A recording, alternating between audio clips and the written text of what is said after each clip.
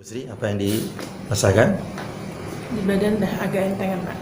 Alhamdulillah. Terus unek-unek kayaknya rasanya beban gitu, kayaknya ringan nih. Oke, handremnya udah mulai dilepas ya? Lepas. Alhamdulillah ya. Baik. Ibu Lina, apa yang dirasakan? Rasanya sesek tapi lega. Gitu. Alhamdulillah ya. Alhamdulillah ya. Dan ini jadi ikhtiar kita semua, Allah ridho ya. Amin. Baik. Ibu Ana, apa yang dirasakan Bu Ana?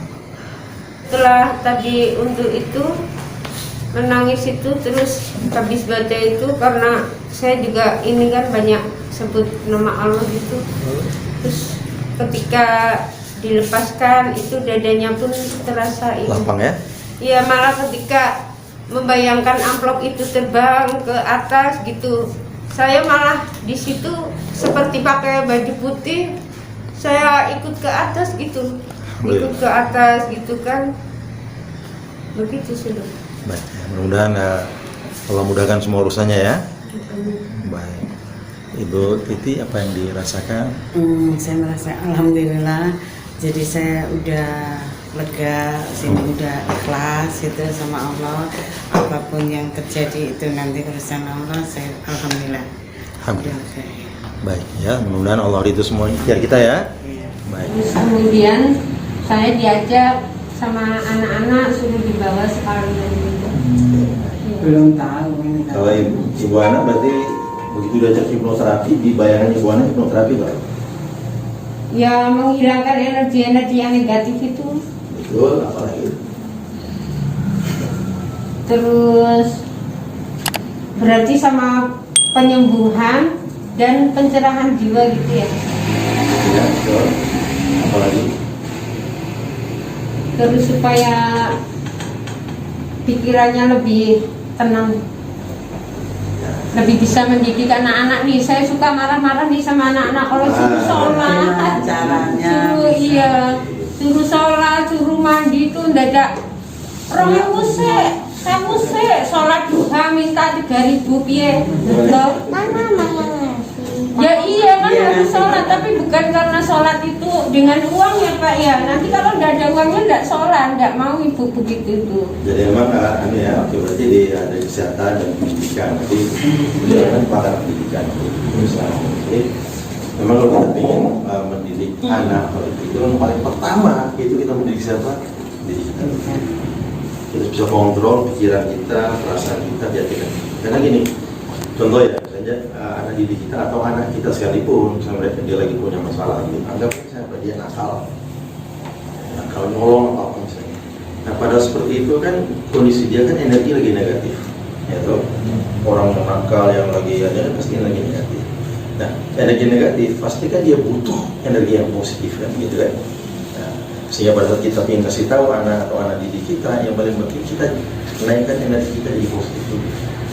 Itu paling penting. Jadi jangan sampai dia lagi negatif, dia butuh sosok yang positif, tapi kita karena berdasarkan atas nama kebenaran perbuatan dia salah, melanggar ayat, melanggar dalil, mungkin ngamuk. Iya, saya suka gitu.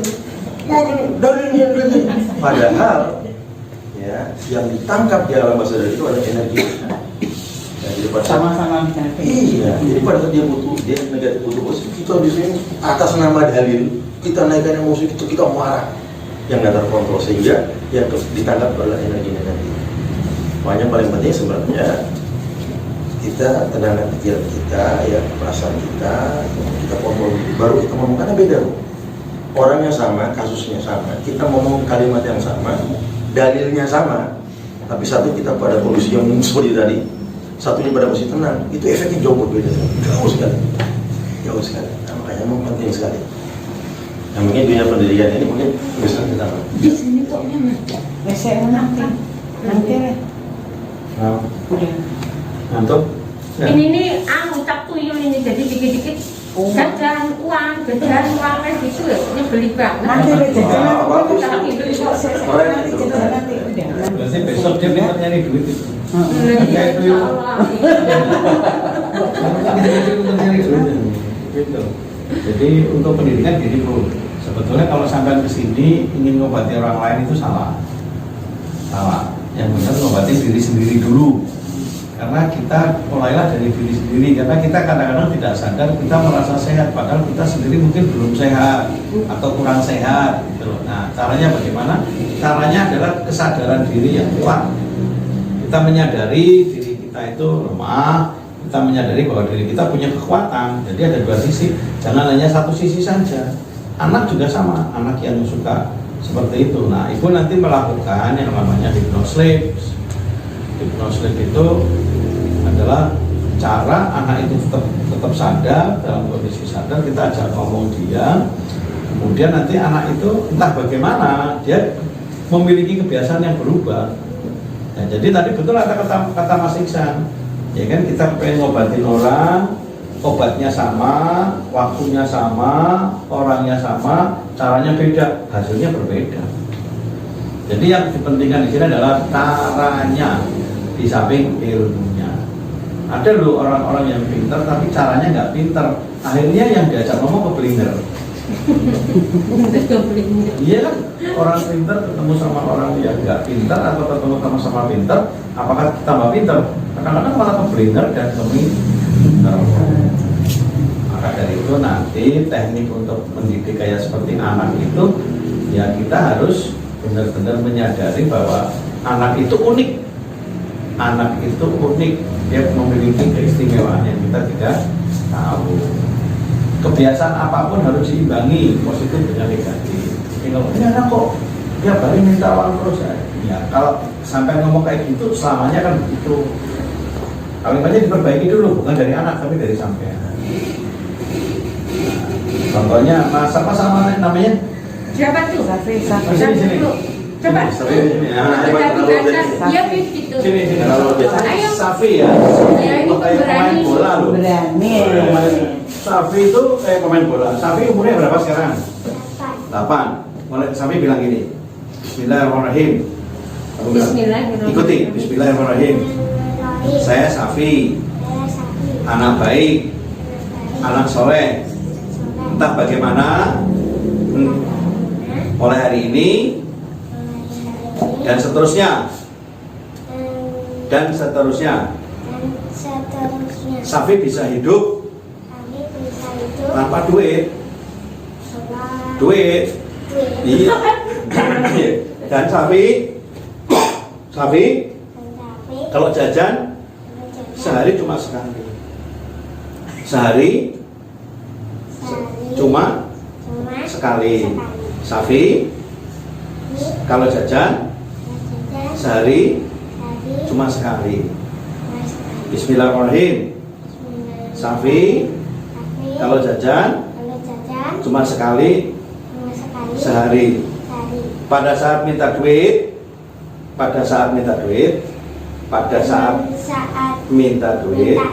duitnya tidak ada, Safi tidak marah, Safi tidak bisa, Safi anak baik.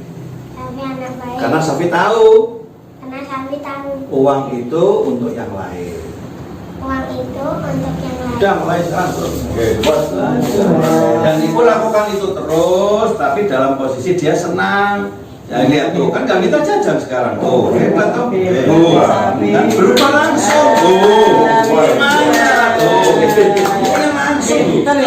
Iya, langsung semangat. Kadang-kadang itu biasa dia. Itu loh Bu, terapi yang paling gampang Bu Titi sudah tahu ya Bu Titi caranya ya.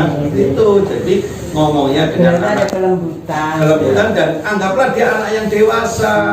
Jangan dianggap anak kecil. Dia itu Safi itu sudah dewasa. Tuh, nggak minta jajan. Tuh, tenang. Sempat silaturahmi ke Pak Habib dengan anak saya. Ya memang anak saya itu kan memang katakanlah sering sekali main game ya, HP ya. Nah itu ya alhamdulillah sudah apa ya diterapi sama Habib, katakanlah dihipnotis gitu kan, terus ya dengan berbagai cara gitu kan, ya alhamdulillah setelah itu HP diletakkan ya, terus habis itu rasanya memang dia ngantuk gitu kan. Terus sampai rumah ya udah nggak pegang lagi, terus sampai rumah cuma nonton TV yang di install itu yang pendidikan anak itu loh, kayak membela kebenaran seperti itu. Terus habis itu ya udah langsung tidur. Tadinya tidurnya jam berapa sebelumnya? Biasa. Ya sekitar jam 10 itu aja gak sih itu. Saya bilang tadi malam, saya bilang kan nanti tidurnya jam berapa? Jam 8. Jam 8 nih. Langsung jam berapa tidurnya? Setengah 9. Tuh, kan nggak jauh tuh. Itu usia berapa, Bu? 10 tahun ya. 9 tahun, lahiran 2012. Segini ya? Iya. Masih kecil ya, masih relatif muda. Main apa? Oh, game. Ada juga sekarang yang diem, Dek. Tidak punya HP. Oh, nggak ada HP. Terus pindah bawah ya.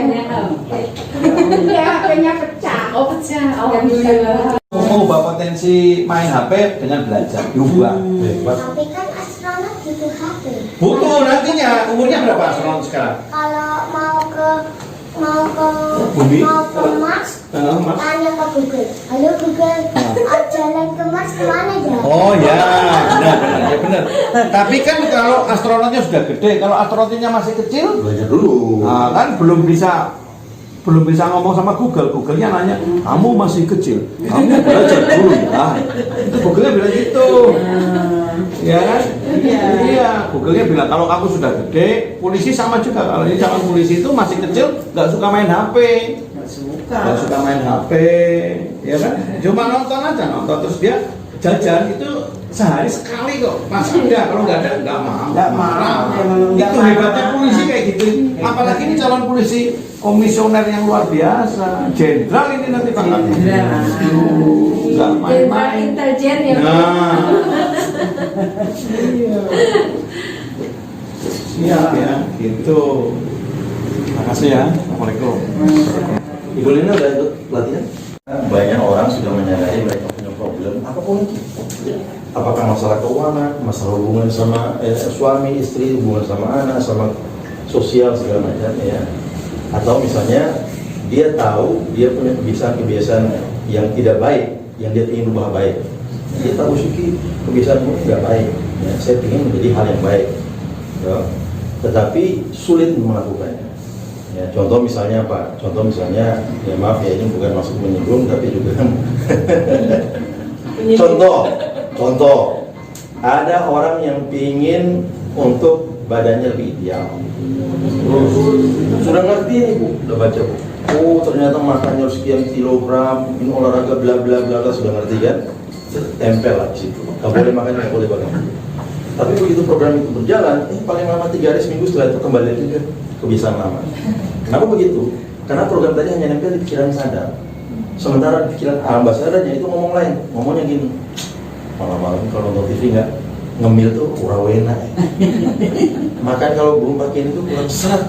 Nah, begitu dia program di pikiran ini yang sadar berbeda dengan ini, yang mana-mana bawah sadar. Kenapa? Karena pikiran sadar itu powernya maksimal hanya 15%. Sementara pikiran bawah sadar kita itu powernya 85-90%. Besaran mana?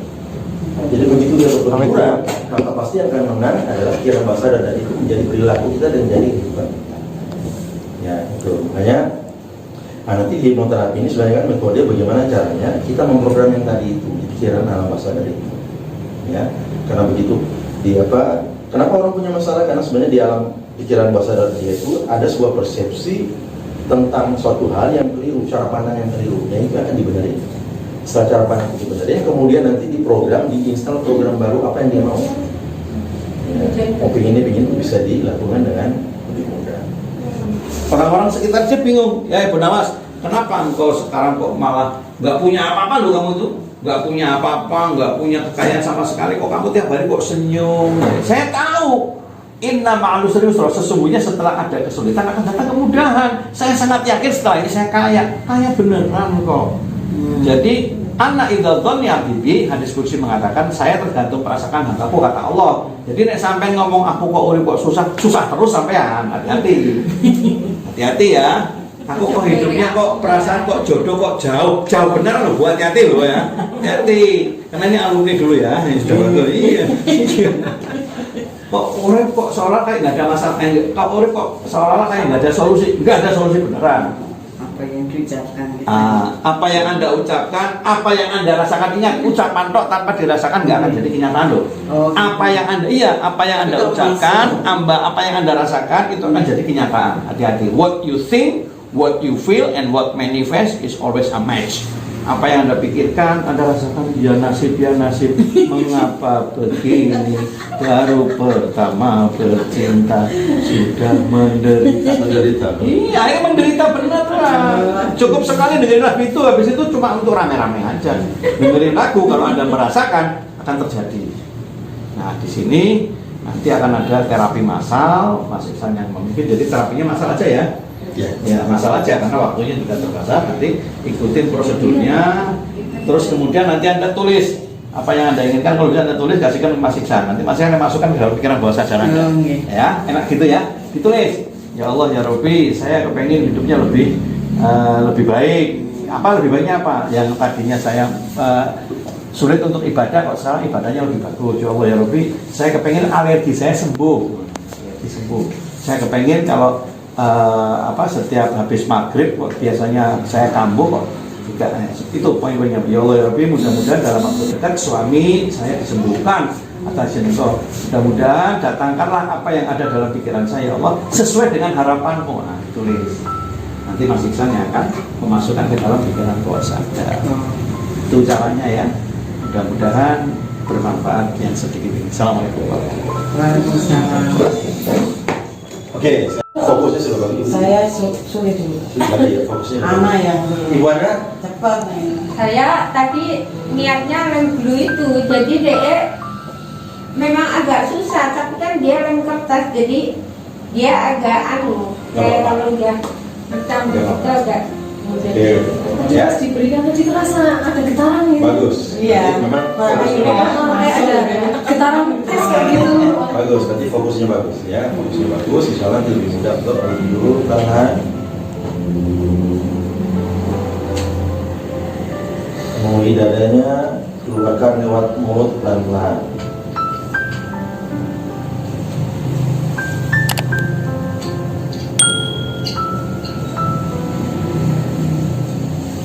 Tarik ke atas lagi dari mulutnya ke hidungnya, pelan. Keluarkan lewat mulut dan rapatkan kelopak matanya. Semakin rapat, semakin baik. Sekarang seluruh kaki Anda muncul sekali. Nanti di hitungan ketiga, entah bagaimana, seluruh tubuh Anda dari atas kepala ujung sampai ke kaki berlipat kali. 30 kali, 50 kali lebih rileks dari yang sekarang. 1, 2, 3. Semakin rileks, semakin nyaman, bagus sekali. Biarkan tubuh Anda rileks, biarkan dia nyaman. Kemudian sekarang ikuti kata-kata saya dalam hati. Anda semakin rileks, semakin dalam ya. Semakin rileks, semakin dalam. Anda seperti orang tidur, tapi Anda bisa mendengar kata-kata saya dengan sangat rileks, dengan sangat jelas, dan bisa paham kata-kata saya. Bagus sekali. Perjelas dia bayangan dia semakin jelas. Emosinya biarkan. Anda rasa sedih, biarkan sedihnya keluar. Anda rasa marah, biarkan dia keluar. Anda kecewa, biarkan dia keluar. Jangan ditahan. Lepaskan yang lain Anda sekarang. Bagus. Persoalan kedua, hadirkan. Terus bayangkan dia, perjelas gambarannya. Rasakan emosinya. Anda selama ini begitu kekeh memegang itu, padahal itu menjadi helm Anda. Lepaskan dia. Karena nanti masalah-masalah Anda kita akan kirimkan langsung kepada Sang Kuasa menciptakan seluruh jagat raya ini, menciptakan diri Anda, yang menciptakan segala persoalan. Kita akan lepaskan ke sana. Iya. Jangan Anda tahan, itu bukan diri Anda, itu bukan bagian dari diri Anda. Keluarkan dia, munculkan dia permukaan. Bagus, makin jelas, makin jelas persoalan. Bagus, makin bagus. Bagus sekali, berjelas sekali. Bagus sekali, terus hadirkan itu. Sekarang Anda ikuti kata-kata saya dengan sepenuh hati. Tetap hadirkan bayangan itu. Anda ikuti kata-kata saya dengan sepenuh hati, sepenuh perasaan. Ikuti kata saya mulai sekarang.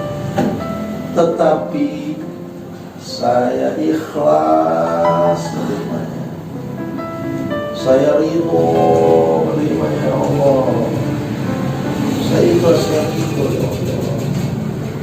Karena semua ini terjadi, itu pasti dengan izin-Mu juga, ya Allah. Saya ikhlas, saya ridho, saya terima semua. Nah, saya yakin apapun yang terjadi, semua pasti atas izin-Mu. Dan sesuatu yang terjadi atas izin-Mu, karena Engkau yang Rahman yang Rahim, pasti baik buat saya, ya Allah. Saya terima, saya ridho, saya ikhlas. Baik, saya akan hitung dari 1 sampai 5. Itu di hitungan kelima nanti Anda akan bangun pada kesadaran Anda yang penuh. Dan entah bagaimana, begitu Anda buka mata Anda nanti, ya, setiap kali Anda tarik nafas, maka Anda semakin mengenal Allah dan semakin bersyukur. Setiap kali tarikan nafas, buat Anda semakin bersyukur, semakin mengenal Allah. Entah bagaimana, itu terjadi. Demikian adanya mulai sekarang dan seterusnya. Dan dengan itu membuat seluruh tubuh Anda pun mulai sekarang semakin sehat, semakin bugar, semakin luar biasa, termasuk anggota keluarga Anda pun semakin sehat. Bagus sekali. Nah, bagaimana mulai sekarang juga pikiran Anda semakin tenang, semakin tenang. Bagus.